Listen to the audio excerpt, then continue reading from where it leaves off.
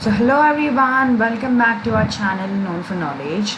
So today we are going to learn about the second part of the chapter light, that is refraction part. So it has been a long time, I guess it has been around 3 to 4 days since I have not conducted any live videos. Yes, okay, but I promise you that from today onwards I will try to upload a continuous live sessions on different topics, and will also try to solve some extra questions as well, because these all topics which I am actually trying to cover will be conducted for your first exams as well. So this will be very much helpful for you as well. So as a part of that, check the voice. Okay, the voice is perfect. So as a part of that, I'm actually conducting the live videos. So let me actually share the screen.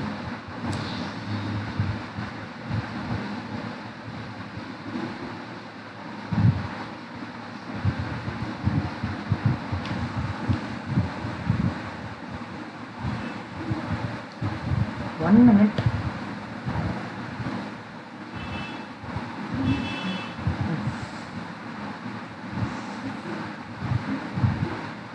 Yes, I guess my screen share is visible, right? Perfectly.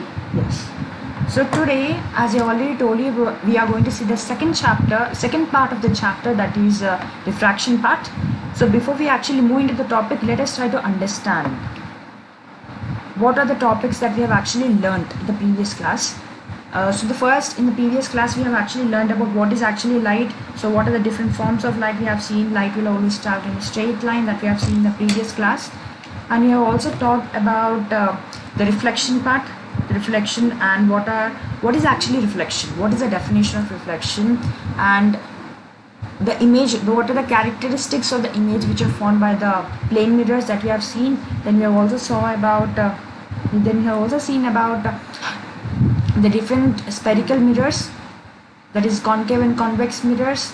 Then we have seen about what is actually fold, center of curvature, radius of curvature, principal focus, focal length, and everything. And we have also seen about the rules for drawing the different ray diagrams. Means there are actually some rules which must be remembered by the students for drawing the ray diagrams, and that one we have seen. And we also saw about the image formations by different concave and convex mirrors. We also then about the uses of concave and convex mirrors. Then the numericals we have seen, and the magnification, the sign convention we have seen, right? So these are the important points that you have to remember. So these are the important points that you have to actually remember from this point of view. Okay. So but let us try to understand now what is actually refraction. Okay, so refraction is a very important concept. Okay, now but before we actually start, let us try to understand what is actually refraction, and what are the laws of refraction, then what are the rules for drawing the ray diagrams, and the image formation by concave and convex mirrors. So these are the important topics that we are mainly going to focus upon, right? So hope you all are ready with all the things that is a pen and paper in order to jot down all the important points that I'm actually telling. Okay, so first let us try to understand what is actually refraction. So refraction is nothing but the bound. See, when we actually talk about reflection is nothing but, if you see, it is nothing but, see, you think this is a plane surface. So what is this? This is a normal that you are going to draw, which is perpendicular to the plane surface, and the light which is actually striking the mirror at the point of incidence is reflected back into the same medium. That means there is no change in the medium that is actually taking place in reflection. That means here it is the air medium only, and here also it is the air medium only. But if you see a refraction is nothing but there is actually a change in the medium that is actually taking place. There is a bending of light along with the change in the medium. That is called as refraction, that you have to remember. Okay, so before we actually go into deep, let us try to understand what are the examples of refraction. Then you get a grip on the topic. So if you see here, if you see the bottom of the tank from the top view, so if take for example, you are taking a glass bowl or any bowl, taking a bowl and fill it with water, and try to keep a coin in the middle of it. If you see from the top of it, you'll understand that it is actually being seen like it is raised, some kind of it is raised. So the coin is only this much, but it is often seen that it is raised. That means that the coin will be, if you think this is a bowl, the coin will be this much, but the coin will be that much. But if you see from the top of it, it appears like it is this much. That means the size is actually increasing. That means it is a refraction of the light that you are actually observing. So now let us try to understand with few more examples. If you see here what is actually given, so if you, there is actually a kind of a lens, if you keep it on some textured material or something also, it appears to be raised, it appears to be bigger. So that is also considered to be the refraction only. That means in the previous classes we are mainly going to see about how the light is actually striking and it is bouncing back, means it is going back into the same mirror. But here we are going to see that how the light is actually striking the planes, striking the surface, and how it is actually changing the medium. Okay, changing the medium, that means one medium, here it is one medium, here it is one more medium, and the light which is actually coming out is a kind of another medium. So based on that we are mainly going to solve the questions as well. So that is called as refraction. Refraction is nothing but the bending of the light ray when it is actually moving from one medium to another medium is considered to be refraction. That you must remember. Okay. So if you see a few more examples which are actually given here. So a pencil appears to be displaced to some extent. If it is if instead of water we use liquids like kerosene or turpentine, will the letters appear to be raised? So it depends upon the type of medium also we are kind of using. So that means we are mainly going to see the refractive index also. What is actually refractive index, that also we are going to see in detail. So but before that, actually I think got an understanding, right, what is actually refraction? So refraction is nothing but the bending of the light ray when it is actually moving from one medium to another medium is considered to be refraction. Refraction is nothing but the bending of the light. It is, that means a light is actually bending. How the light is actually bending? Let me explain you with the example. Okay.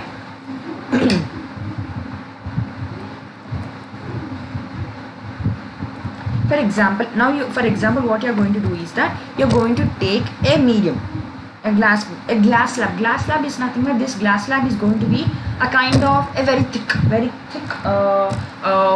glass. You can take any glass, you can just take any glass also. So here this is considered to be the air medium, because from the air we are actually passing the light. Okay, from the air the light is actually traveling into the what we say, it is traveling into the glass slab, and after that glass slab, and after that it is actually coming back into the air again, because the light will not stay in the glass medium only, no, so it has to come back to the air medium, right? So that means the light is actually coming like this, striking, and it is actually going back into the same medium. That is called as the refraction. Then how the refraction is actually taking place, how the bending of light is actually taking place in this perspective, in this case. First, what you must try to understand is that, so this is a gas slab. Then let me draw. So this is a normal.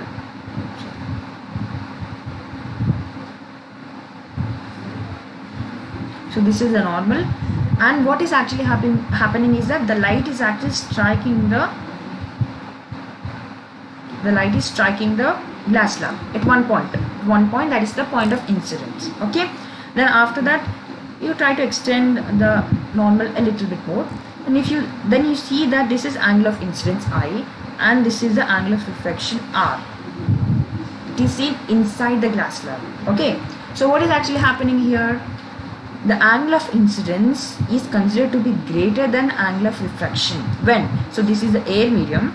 Let me draw another pen. So this is the air medium and this is a glass medium. Okay. Now what is actually happening here?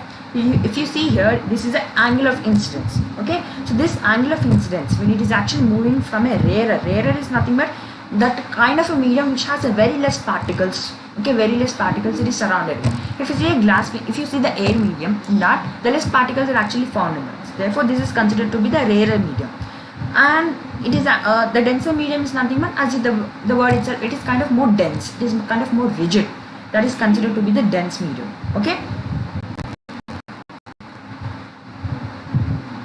That means it is moving from air to glass, that you have to remember from this. Okay, so rarer to denser medium, that is air to glass. Then what is actually happening? The angle of incidence is considered to be greater as compared to the angle of refraction. So this is the angle of refraction. So when the light is actually moving from the rarer to the denser medium, the angle of incidence is considered to be greater than angle of refraction, that you have to remember here.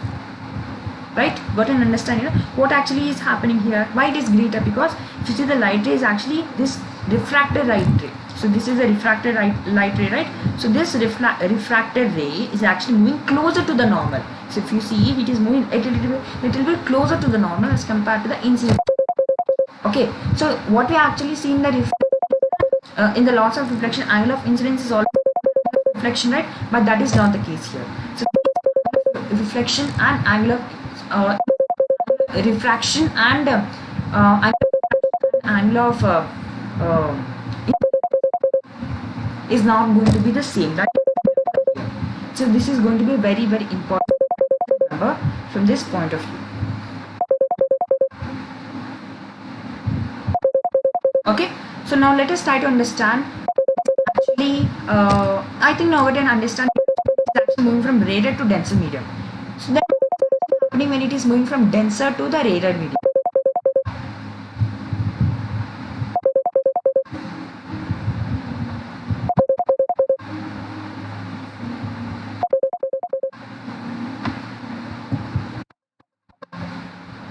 Okay, now let us try to understand if it is actually moving from the rarer, from the denser medium to the rarer medium. So in the previous case, you have seen that angle of incidence is considered to be greater as compared to the angle of refraction, right?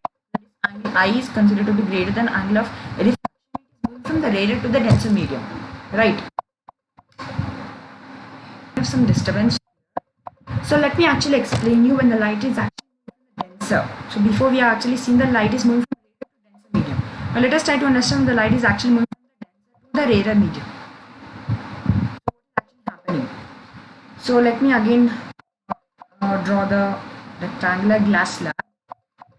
Okay.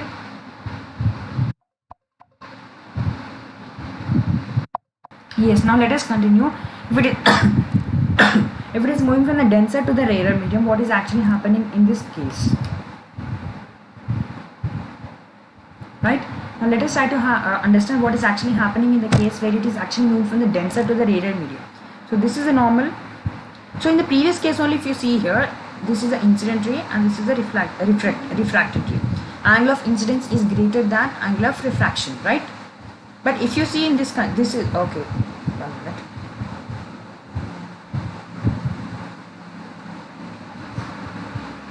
So this is a normal, right? So what is actually happening? The light is actually moving like this, coming to this point. So here at this point, it will have another normal which is actually drawn here. Okay, because a kind of a slight bending is actually taking place. Let me draw it once again for you.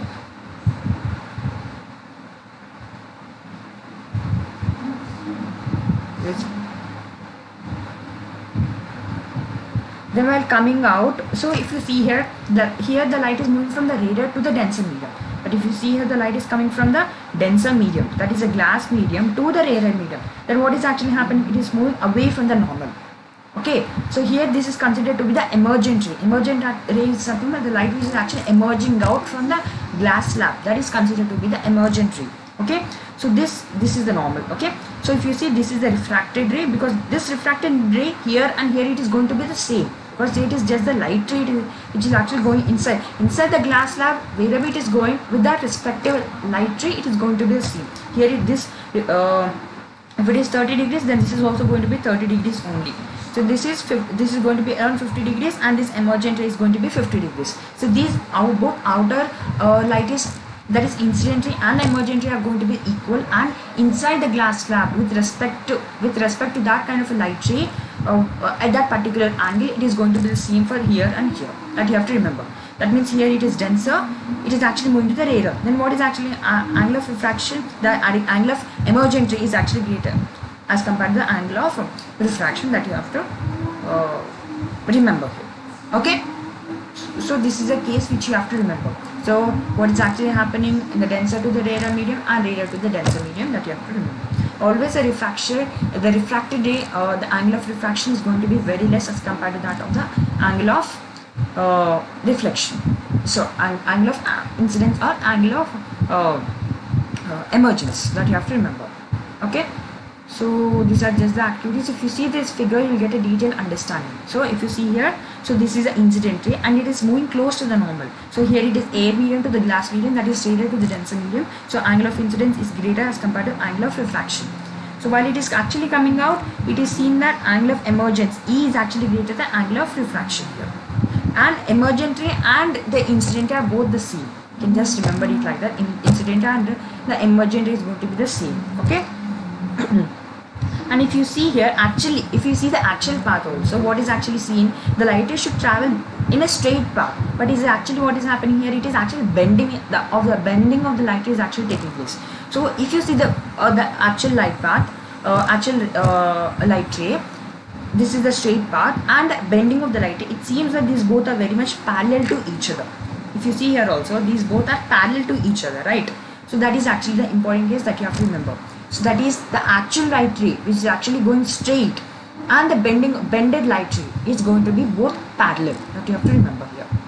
Okay, then now let us try to understand the laws of refraction. Here the laws of refraction is nothing but, so angle of incidence, so the incident ray, the refracted ray and the normal at the interface of the two transparent media, at the interface of two transparent media is nothing but here when they are actually meeting up.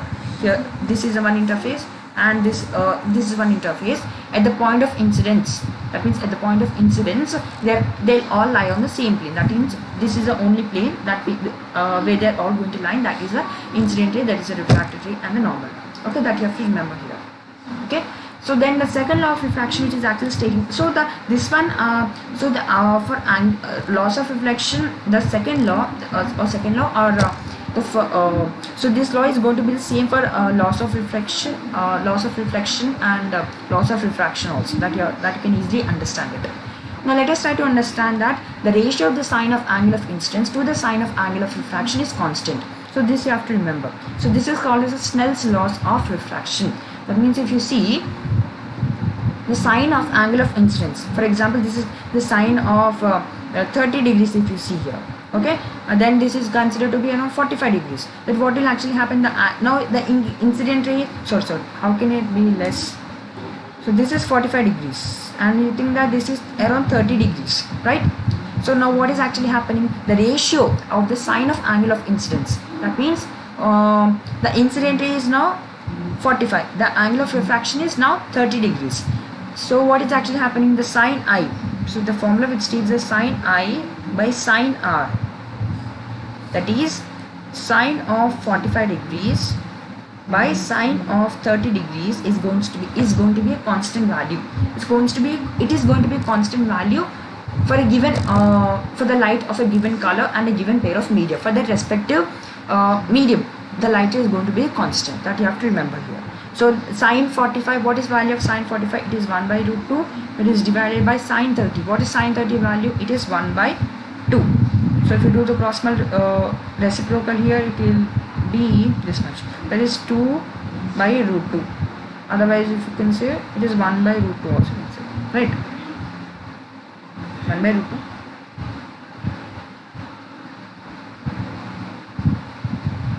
Otherwise root 2, just root 2 also can just say it like that. Okay, so this is the thing which you have to remember here, that is the ratio of the sign of angle of incidence to that of the sign of angle of refraction is going to be a constant value. For that, so why it is going to be constant value? When it is going to be a constant value? For that only respective light ray, for respective color of the light ray, because the color of the light ray, depending on the color also, depending on the medium also, it is going to change. That you have to remember. Okay, then the given pair of medium also, that means whether it is a glass medium, air medium, whether it is a turpentine, it is a diamond, whether it is kerosene, or depending on that it will actually change. So that you have to remember here. So for all the values of the respective medium, it is going to be a same and a similar value, that is going to be the same. Now let us try to understand the refractive index. Refractive index will actually depend upon the speed of the light rays. It will depend, the refractive index is dependent on the speed of the light rays. And it is always inversely proportional. Speed of the light is inverse, otherwise So refractive index is always inversely proportional to the speed of the light ray. That means if the greater the speed is there, that means the less the refractive index is going to be. That means what is actually so greater the speed in the sense it is nothing but the light is actually able to travel freely without striking many particles. So if you see the vacuum here, if you see the less light rays are actually present in vacuum. So the less particles, there are no particles which are actually present in vacuum, because of which the light is able to travel quickly. If you see the therefore its refractive index is considered to be very much less, as I have seen that refractive index is always inversely proportional to the speed. The speed is always greater in the vacuum, right? So it is around 3 into 10 power 8 meter per second. Okay, then in that case what is actually seen, greater the speed is nothing but the less the refractive index is there. Okay, then if you see air also kind of little more particles are actually present in air, so its speed is considered a little less as compared to vacuum, but you can take equal values. But if you see in physics, it is when you actually take the accurate values, air will have a less speed as compared to that of vacuum, because it has particles which are actually present in air. That is gaseous particles, different kind of particles which are present in air. So its value, its refractive index is going to be a little greater. Okay. Then if you see for water, so if you see in water also, its refractive index is going to be more greater, because if you see the light ray also, if it is actually moving from air to water also, what is actually happening here? It is happening in the blend. The greater the bending of the light will actually take place in water. That means greater refractive index the water is having, because more particles are actually present. So because of which the speed is going to be very less.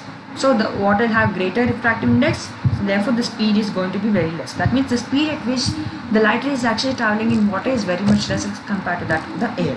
Therefore air is considered to be rarer medium and water is considered to be a denser medium. That you have to remember. Okay. Now the value of the refractive index. So if you see the value of the refractive index for a given, it depends upon the speed of the light ray. Okay. Now let us try to understand how we can actually compare the refractive index of so if you see here, so V1 will actually represent the speed of light in medium 1. So for the with respect to the medium 1, where if you are taking the medium 1 as air, with respect to that we are mainly going to see it. Okay, then the speed of light in medium 2, you think that we are actually going to take it as water, so based on, so speed of light in medium 2. So the refractive index of medium 2 with respect to when it is actually said that medium 2 with respect to medium 1, you have to take it as 2, 1. So 2, 1, then you have to write it as 1 by 2. Okay, that you have to remember. So is given by the ratio of the speed of light in medium 1 and okay, the speed of light in medium 1, and when we are actually seeing that V1 is nothing but speed of light medium 1 and V2 is nothing but speed of light in medium 2, the refractive index of medium 2 with respect to that of the medium 1 is given by the ratio of speed of light in medium 1 by speed of light in medium 2. So if you see, when you want to find the refractive index of this particular two mediums, then what you have to take here, you have to take the refractive index of medium, the speed of light in medium 1 by the speed of light in medium 2. Okay, so this is what is actually useful. So this will help you in identifying what is the refractive index of medium 2. Okay, so if you want to find the medium 2, if you want to find the refractive index of medium 2, what you have to do, you have to take the speed of light in medium 1 by the speed of light in medium 2. Let me explain with an example so that. So for example, if you want to find the refractive index, so refractive index of diamond, I'll say. Okay, so medium 1 I'm going to take it as air, medium 2 I'm going to take it as diamond. So what I'm actually asking you, medium 2, that is diamond. Okay, then what you are going to see, then first you are going to divide what is the speed of light in air, that is 10 power 3 into 10 power 8. What is actually the speed of light in vacuum, the speed of light in diamond. Let me check.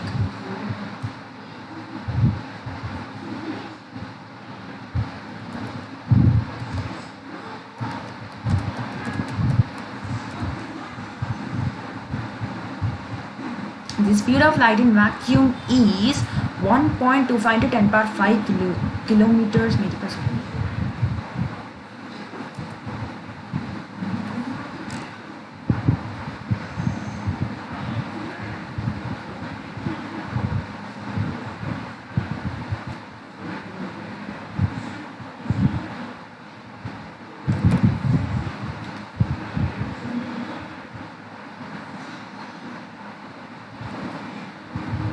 1.2 into 10 power 8 meter per second.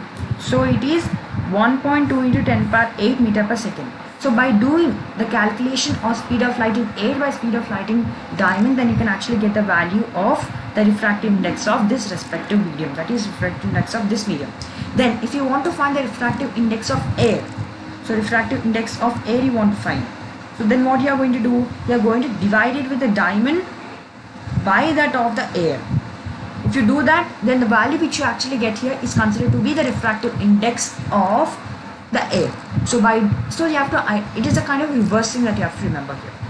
Then what is actually the absolute refractive index? Absolute refractive index is when you're actually comparing two different media, in that one media is actually, in that two medium, one medium is vacuum or air, then that kind of comparison is considered to be the absolute refractive index. That kind of a consideration and comparison is considered to be the absolute refractive index. Okay. So if the medium 1 is vacuum or air, then the refractive index of medium 2 is considered to, with respect to that vacuum, this is called as the absolute refractive index. So if you see here, the speed of light in air by the speed of light in the medium is considered to be C by V.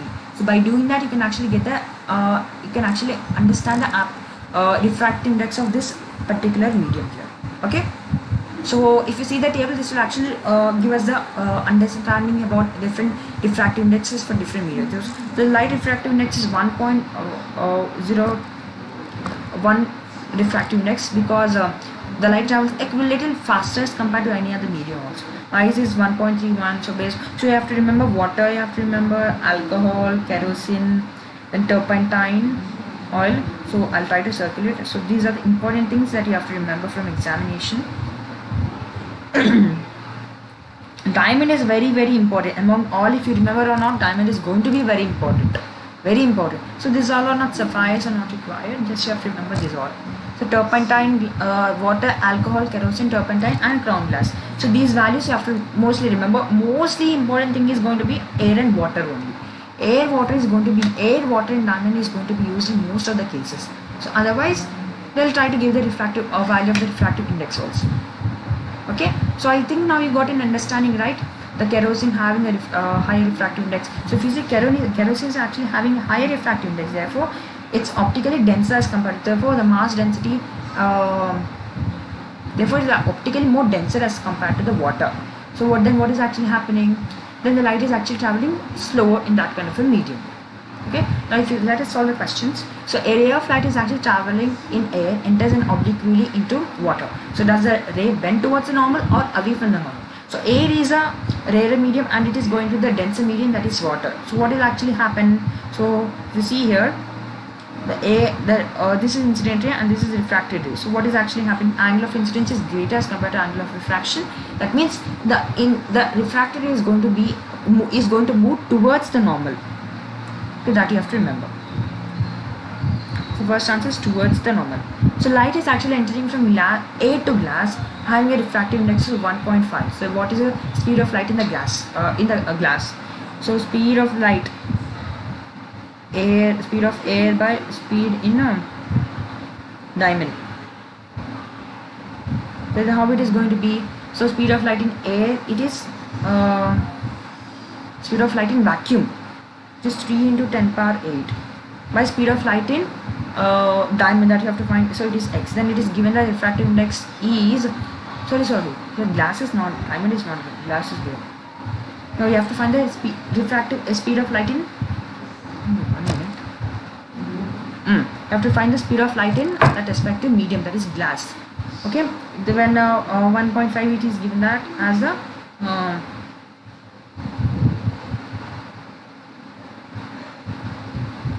refractive index.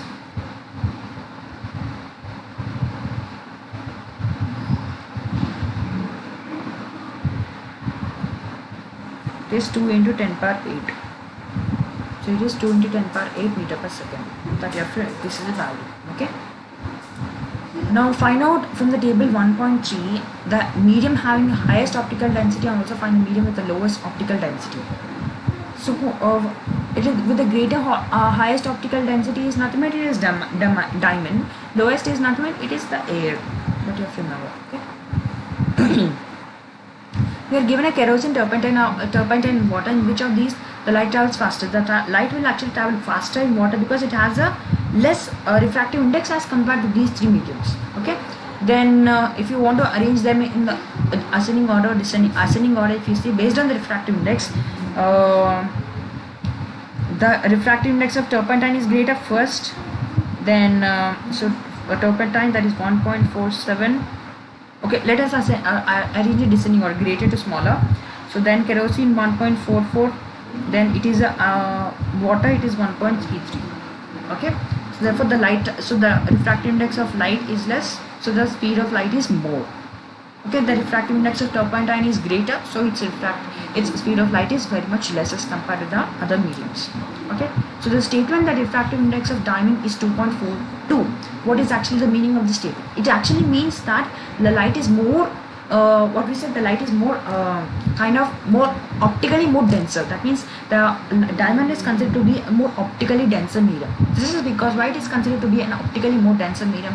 So this is because it has a greater refractive index. It has a greater refractive index, and the speed of the light in diamond is considered to be less because it has a greater refractive index. As it is said that, as I already told, refractive index is always inversely proportional to that of the speed of light. So therefore, what we actually try to understand is that here the refractive index of diamond is 2.42. That means it is more optically denser and its speed of light is very much less as compared to any other medium. So that is an important thing that you have to remember. So with this, I will actually try to end the session.